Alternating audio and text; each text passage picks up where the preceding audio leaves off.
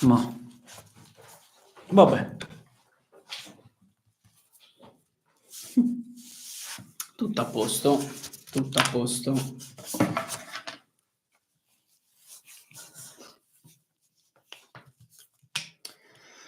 Mi ricordo che stiamo parlando. no, parlavamo di Conte. Allora, per un problema tecnico le cose dal vivo sono così.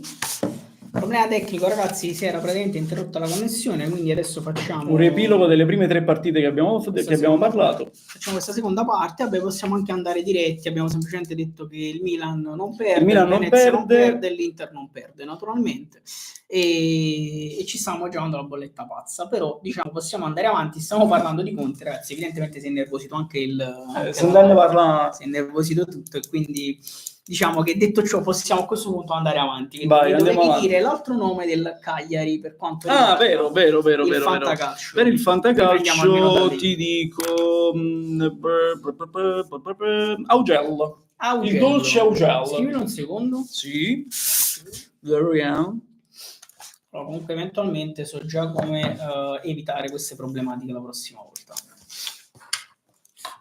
Tu che avevi detto? A chi posso fare causa per i disservizi? Allora, secondo me devi fare causa a YouTube, così a cazzo di cane. E la connessione di chi è il gestore? Il nuovo gestore, e poi ti dico. Vediamo, perché mi ha dato connessione stabile, ragazzi, non lo so, perché chiaramente ho il wifi al massimo, per naturalmente la prossima volta provo a cablare. Comunque il discorso con lo riprendiamo quando parliamo del Napoli, a questo punto, così sicuramente ci riallacciamo a tutta la... hai ragione, va bene. Come stai scrivendo? Così a cazzo di cane. Ah, ecco, a Decapocchiam. Rieccoci Salvio, rieccoci ragazzi, scusate. Il bello della diretta, questa volta ancora peggio rispetto a quando... Tutto molto bello.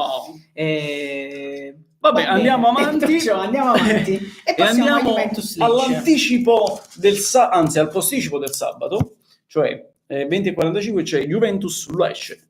La Juventus credo che potrebbe essersi ripresa, chi lo sa, ai posteri l'ardua sentenza, sicuramente vincerà.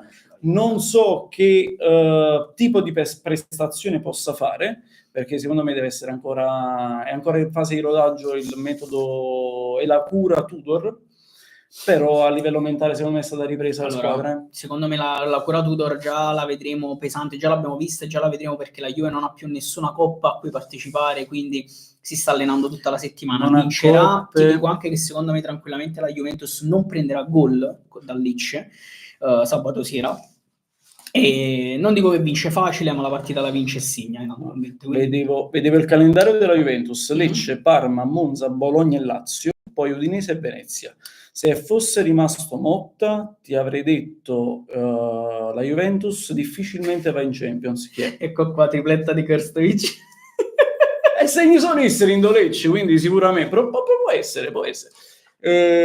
Fosse rimasto, non sarebbe andato in Champions. Con Tudor io credo che con il calendario alla mano la Juventus il 4º posto, se non il 3º, lo prende sicuro.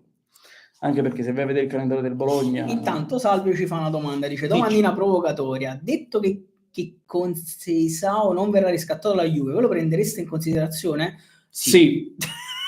Sì. Senza provocare, sì. Allora, se viene per una serie di motivi, educato a livello calcistico bene, sì. Che con Conte potrebbe essere una buona, poi dipende, non è un giocatore da Conte. Ti dico proprio diretto, sì, perché per due o tre motivi. Primo, che Politano ha 31-32 anni, quindi non può fare stagioni del genere tutti gli anni, ha bisogno di riposare, e quindi soprattutto l'anno prossimo, che faremo sicuramente una coppa, c'è bisogno di un rincalzo, comunque di uno di pari livello. E con Seisao secondo me è fortissimo, è forte, però deve essere educato, perché è un giocatore che perde tempi di gioco nei dribbling, non fa la scelta giusta molte volte, quest'anno si è perso in parecchie partite. È un giocatore che però, se viene educato, spacca le partite. Quanti giocatori abbiamo visto così? Cioè, per esempio, tu non prenderesti, faccio un esempio, con Seisao al posto di Ngong, io lo prenderei subito. Tutta la vita. Ma come rimpiazzo va benissimo. Come rimpiazzo, quello che io penso è abbastanza giovane. Quanti anni ha? No, è giovane, 21, 22 anni, 23 massimo, credo. penso sia abbastanza giovane, cioè io lo prenderei tranquillamente. Sì, no, a prenderlo, sì. Non so se può essere un giocatore da Conte, uno che ti fa tutte e due le fasi, credo di sì. Potrebbe diventarlo. Ecco, deve essere educato a farlo, quindi secondo me sì. Anche se ha 22 anni, attenzione, perché poi nel calciomercato prossimo noi dovremmo anche valutare gli under 22. Noi abbiamo troppi over 22. E ricordiamoci anche il discorso delle liste, che molti non la pensano proprio. 22 dice Peppe. 22, perfetto. Quindi potrebbe rientrare anche negli under 22. Penso che lo prenderebbe volentieri anche Peppe all'Inter. Ma con Sesao con Sesao è tanta roba se ci si lavora. Se ci si lavora, sì. E vabbè, il mercato lo lasciamo a manna volendo per quanto riguarda il Napoli. Anche allora, io ti vado a dire. Si parla di Zegrova. Vediamo. Non mi fa impazzire, però tanti giocatori mi facevano impazzire e poi dopo diciamo ce ne siamo tra virgolette innamorati. Per il calciomercato ci state, ma pensiamo al primo campionato, perché esatto. Non capiamo mai niente. Allora, io ti dico per il fantacalcio che secondo me è arrivato il momento di Nico Gonzalez per quanto riguarda la Juve, che sta facendo un campionato, che dire, sotto le aspettative e anche poco. Quindi Nico secondo me potrebbe tornare a farci vedere qualcosa. Per quanto riguarda il Lecce all'attacco che sta veramente cagando, diciamo nelle ultime uscite, veramente cagando. Chiaramente, e invece ti vado a dire quindi Gallo, perché diciamo che gli esterni, diciamo, se Lecce vuole fare una buona prestazione, gli esterni saranno fondamentali nella partita di sabato sera. No, vedevo il Lecce, è una squadra proprio da veramente quasi Serie B. Giusto, per ragione, perché Peppe dice lui non lo prenderebbe perché è troppo basso, preferisce gente alta, ma in realtà nel calcio moderno effettivamente la stazza fisica è molto importante. Cioè, dico, ma tu parli per l'Inter? Sì, ok, ma anche per il Napoli è lo stesso, secondo me. Cosa di nuovo? Cosa di nuovo? Dicevi, scusami. Che cosa? No, pensavo detto di nuovo. Ecco. No, dicevo, anche per il Napoli bisogna vedere questo discorso qua dell'altezza e altro, perché Conte vuole stazza fisica, cioè vuole giocatori di peso, quindi bisogna vedere. Kulusevski, per intenderci. Kulusevski è un'ala, un esterno, che però ha una stazza fisica importante.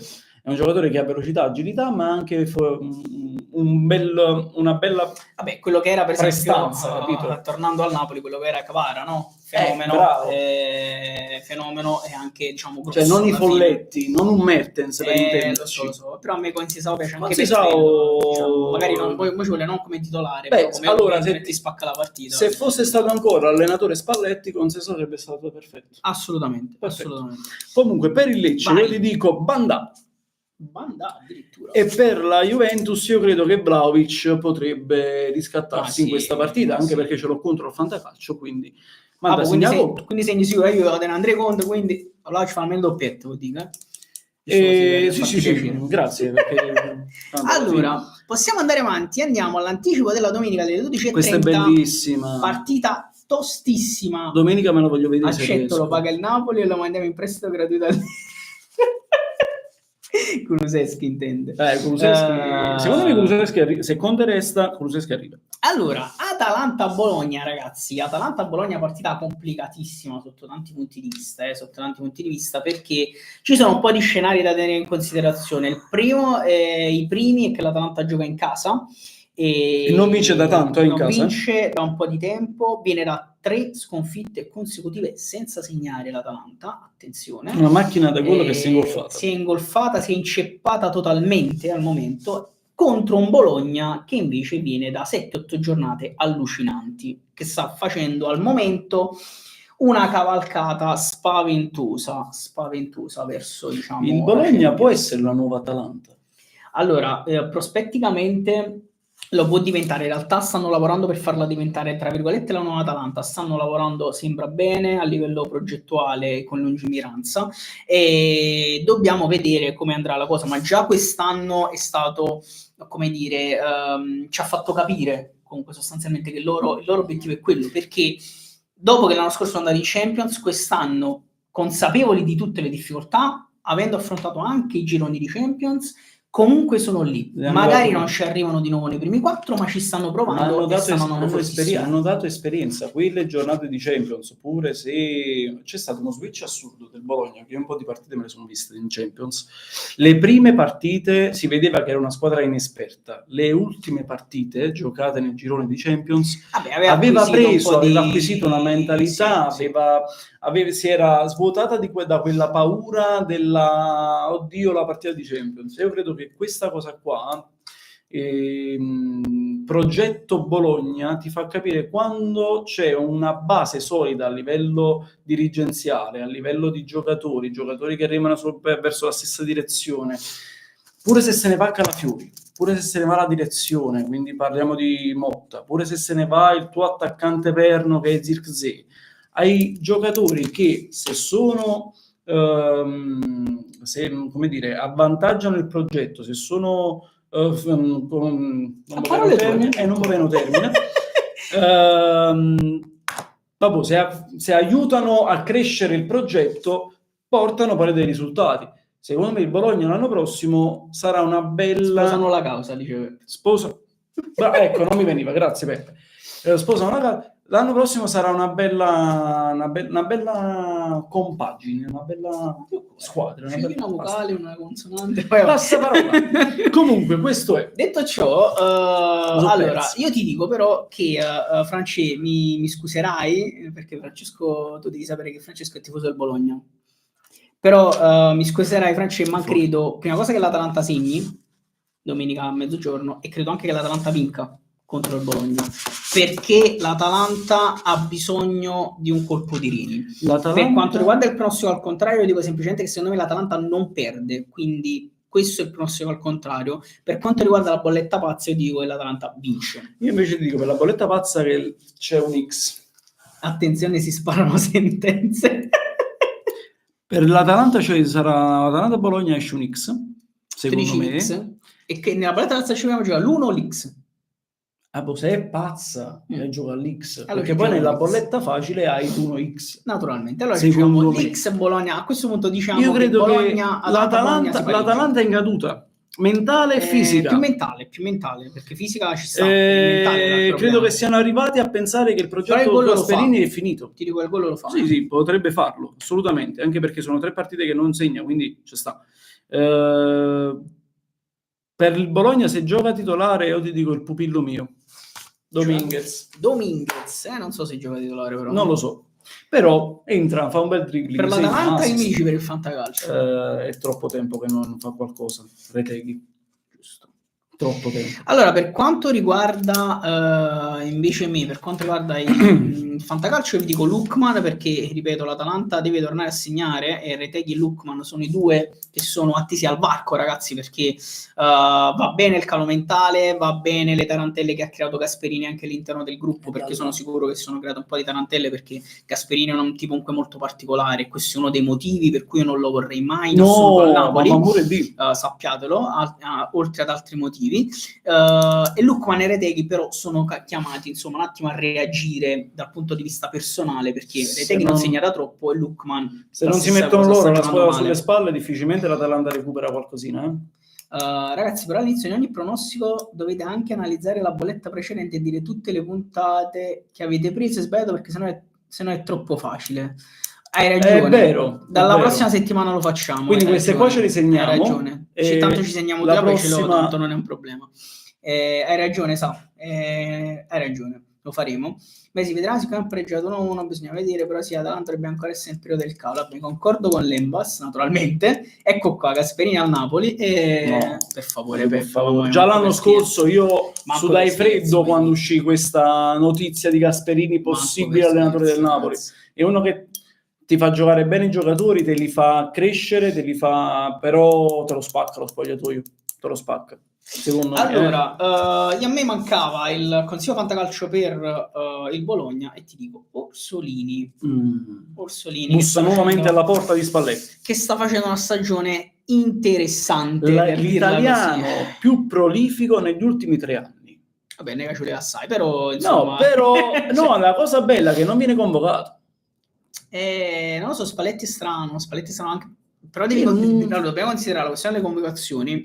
Spalletti a volte è un po' strano. Il problema è che se Spalletti giustamente gioca al 3-5-2, ma quanti esterni ti servono? Cioè, in realtà non ti servono. Ma per me Spalletti è strano proprio perché gioca al 3-5-2. Perché Spalletti non è un allenatore da 3-5-2. Si è ingrippato col fatto che, dato che l'Inter è la migliore squadra d'Italia al momento ed è così, e l'Inter gioca al 3-5-2, bisogna giocare al 3-5-2. Per me, io poi non sono allenatore, non ho il patentino, però da sportivo ti dico, come fa un difensore saper giocare solo in una difesa a 3? È inutile girarci attorno per essere convocato, bisogna avere il procuratore adatto. Può essere. No, non può essere, vero. Bravo, è vero, perché Fagioli è andato a fare gli europei. Ma così è, ma giusto per me. Quella è una cosa inconcepibile. Fagioli. Assurdo. Ma allora, Fagioli io penso sia un bel giocatore. Lo sta dimostrando nella Fiorentina. Fagioli è un giocatore forte. Secondo me, per una questione proprio di etica, non doveva andare a fare gli europei per tanti motivi, però questo è un discorso che evitiamo di aprire, perché ma anche perché non è che ha giocato, è stato il perno della cioè, sarebbe stato un giocatore, se era non so, Donnarumma, neanche, ti dico ok, perfetto, ma non ha fatto qualche minuto all'europeo. Mi ricordo, se non sbaglio neanche anche zero. Vabbè, strano. Vedi Maldini titolare contro la Germania, quell'altra cosa follissima. Stavo capendo, ma per quanto può essere forte, cioè, perché Maldini secondo me è un bel giocatore, ma non lo fai andare titolare, dai, contro la Germania al ritorno che vieni da una sconfitta a San Siro, cioè assurdo. Andiamo avanti che è meglio. Sì. Andiamo avanti con la partita delle 3 di domenica, Fiorentina-Parma. Tu dici uno fisso, ci sta. Diciamo che nonostante il Parma viene da un bel pareggio con l'Inter, non credo che a Firenze riesca a portare dei punti. Queste non sono partite per il Parma, no, non sono partite su cui le squadre invischiate per la lotta salvezza vanno a incentrare le loro forze. Loro devono andare su vittorie papabili contro squadre di media classifica o di bassa classifica. Francese, se vince il Parma,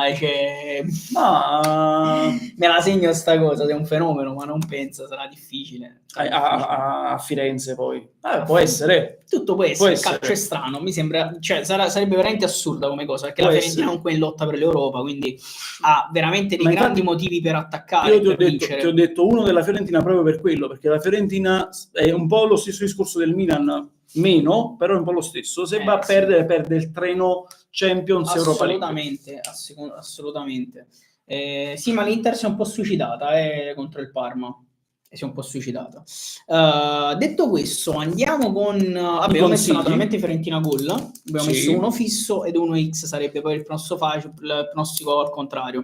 Pronostici al contrario che vi diciamo, vi ricordo, non ci giochiamo, cioè io non me la gioco più la bolletta facile, semplicemente vi diciamo chi secondo noi non perde, però poi c'è la bolletta pazza, bolletta è un po' articolato fatto, però però ci arriva. È facile. Okay. Allora, consigli Fantacash, il Fantacash. Allora, per me ti vado con la Fiorentina e ti dico Dodò. Che sta giocando. Io vado sull'altro esterno, allora. Parisi, quindi gli esterni per la Fiorentina secondo noi saranno fondamentali. Per il Parma, l'altra volta ti ho detto Bernabé, ragazzi, in realtà l'ho preso.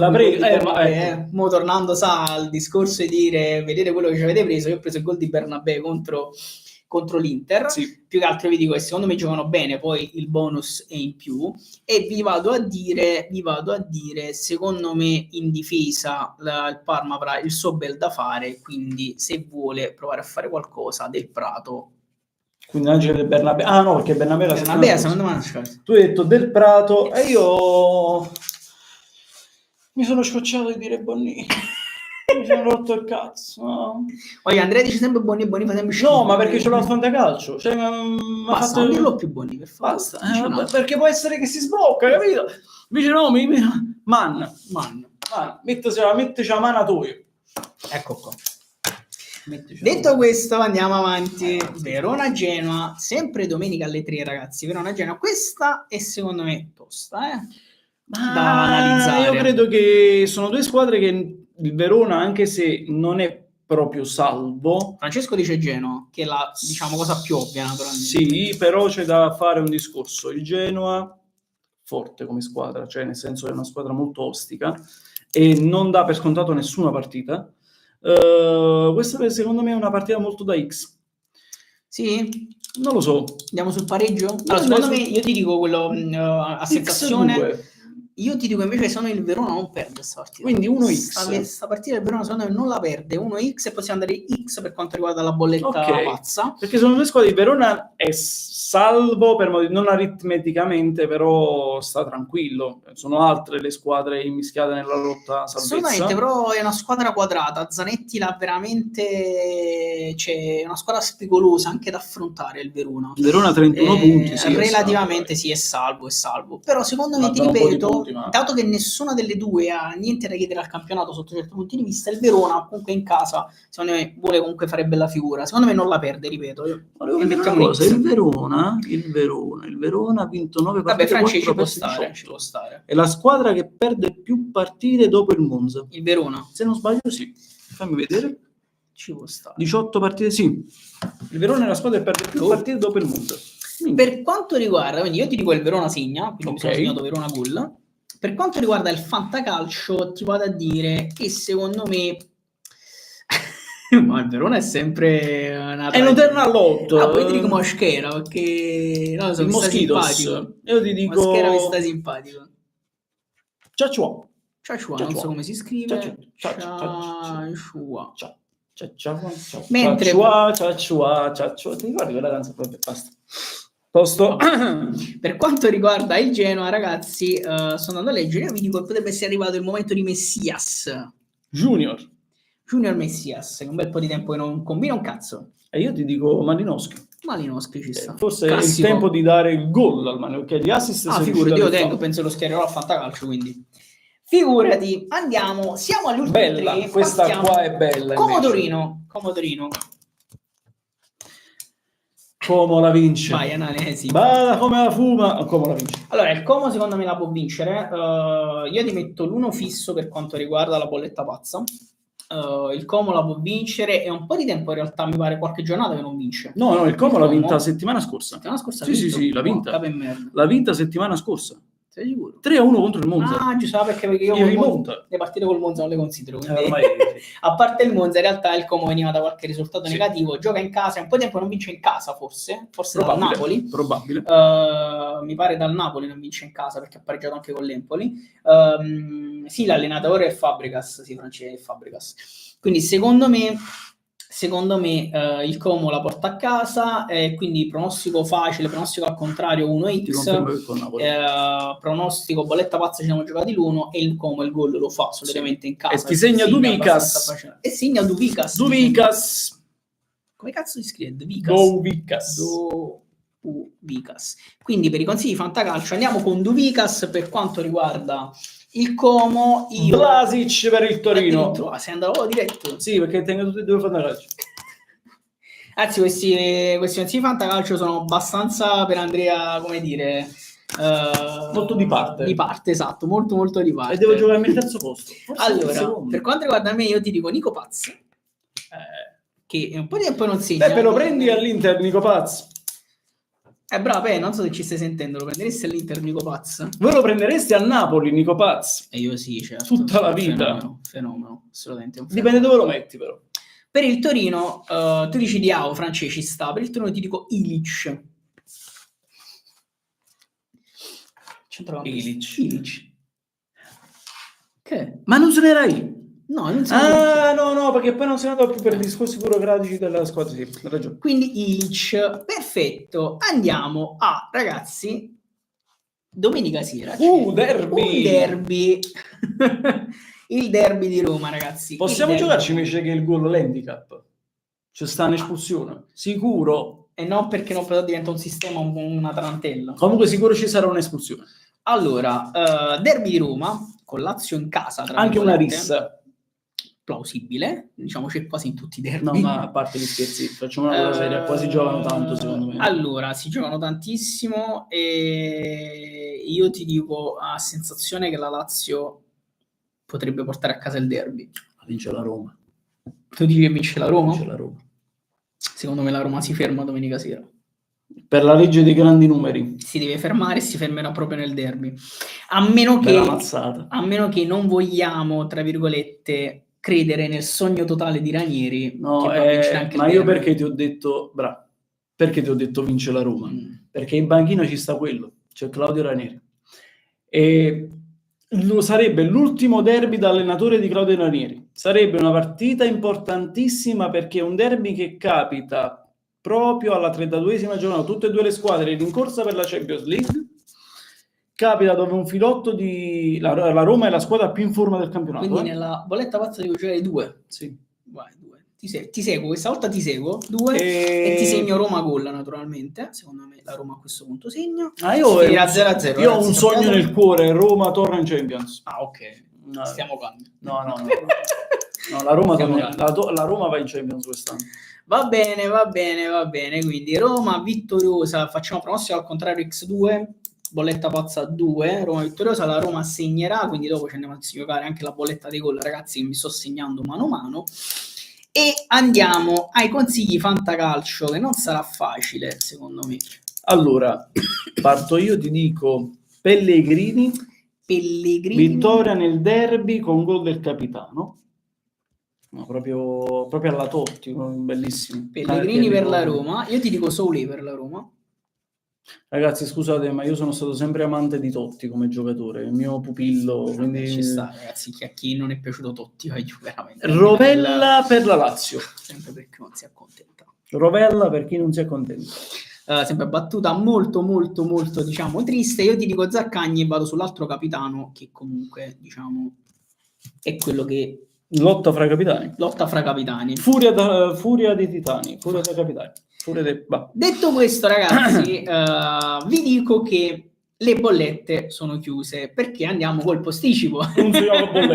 E non ci... Allora, adesso noi analizzeremo l'ultima partita e vi diremo i consigli del fantacalcio dell'ultima partita di lunedì, che sarà naturalmente Napoli-Empoli, ma non verrà fatto il pronostico, verrà fatto solo il pronostico al contrario. Sì. Bolletta pazza non viene giocata, bolletta gol non viene giocata, no. Quindi sappiatelo. Infatti vado a chiudere già la bolletta pazza con le 9 partite. Vi ricordo che noi ci giochiamo, è solo uno sfizio, ci giochiamo €1 sulla bolletta pazza, quindi e anche sulla bolletta di gol che adesso andremo a fare, e vi dico che con €1, con questi risultati, andremo eventualmente con un miracolo a prendere €622. Vabbè. Che non è male. Io la vado a fare. Qualcosina. Ecco qua, ed è stata fatta. Facciamo l'analisi dei... Adesso sbizzarritevi e scatenatevi nelle domande. Esatto. Ecco qua. Perché qua poi iniziamo a parlare, possiamo dilungarci anche tutta la giornata. Non allora, so qualcosa da fare. Ci piace, dice Peppe, penso alla questione della bolletta. Allora, che volevo dire? Napoli-Empoli. Partiamo dal presupposto che il Napoli dovrà vincere, naturalmente, come sempre, per rimanere in scia all'Inter, che probabilmente, ragazzi, a meno di un cataclisma, sostanzialmente andrà a vincere col Cagliari, quindi si metterà a 6 punti.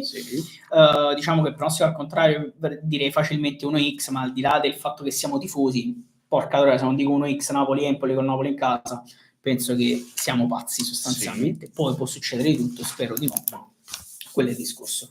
Quindi, detto ciò, volevi dire qualcosa mentre io mi organizzo per fare la bolletta gol sul Napoli? No, mi allaccio a quello che dicevi tu, il Napoli deve vincere, punto e basta. Ormai sono 7 partite alla fine del campionato, tu hai l'obbligo di vincerle quante più partite possibili. Hai il calendario abbordabilissimo sulla carta, non dico facile, ma quasi. Scusami se ti interrompo. Praticamente ci siamo giocati, per quanto riguarda i gol, ospite segna gol, ok, sì. Ci siamo giocati tutte le partite in casa, tutte le squadre in casa, tranne la Roma. Ma la Roma vince! E fu così che perdemmo per la Roma. Comunque con €1 vinciamo €5. Veramente? Sì. Ma per i gol? Sì, perché sono tutte quote basse. Vabbè, ma ci sta, dai. Però ci sta, ragazzi, la facciamo. Ci sta. Eccoci qua. Quindi così ce la siamo giocata. Perfetto, va benissimo, prego. Allora, stavi dicendo? No, che il Napoli lo deve vincere, punto. Cioè, non c'è né sì né ma né perché, punto. Non si può aspettare dal Napoli un risultato diverso, non possiamo aspettarci dal Napoli la stessa prestazione fatta nel secondo tempo. contro il Bologna e deve tornare a fare Napoli, cosa che non fa da un po' di giornate. Assolutamente. Ripeto, secondo me andrà a vincerla il Napoli, diciamo. Soprattutto perché giochiamo in casa. Okay. E ti dico, guarda, ti vado direttamente con i pronostici del fantacalcio, più che altro io ti dico, secondo me Neres è un momento che torna a fare o Neres. Esatto. Mentre perché se no Avica Neres. Per l'Empoli ti vado a dire Vasquez, che porta, sì. Okay. Dico Vasquez, solamente i portieri contro il Napoli rompono molto il cazzo, fanno i fenomeni, facciamo resuscitare i morti. Esatto. E McTominay per me? Ok, scrivo Scott così vado meglio. Giasi. E Giasi. Va bene. Waiu, questi erano pronostici al contrario, bolletta pazza, bolletta gol e qualsiasi altra cosa, diciamo, vogliate mettere. Consigli fantacalcio naturalmente. Vedremo la settimana prossima, alla prossima live dei pronostici, che cosa avremo beccato e che cosa no. Noi, come sempre, ci vediamo alla prossima puntata di Calcio Espresso, che sarà il post partita tra Napoli e Empoli, quindi presumibilmente martedì. Vi faremo sapere tramite i social e tramite i gruppi quando e a che ora, perché purtroppo non possiamo avere un orario fisso. Ci vediamo alla prossima puntata e sempre Forza Napoli. Ciao ragazzi.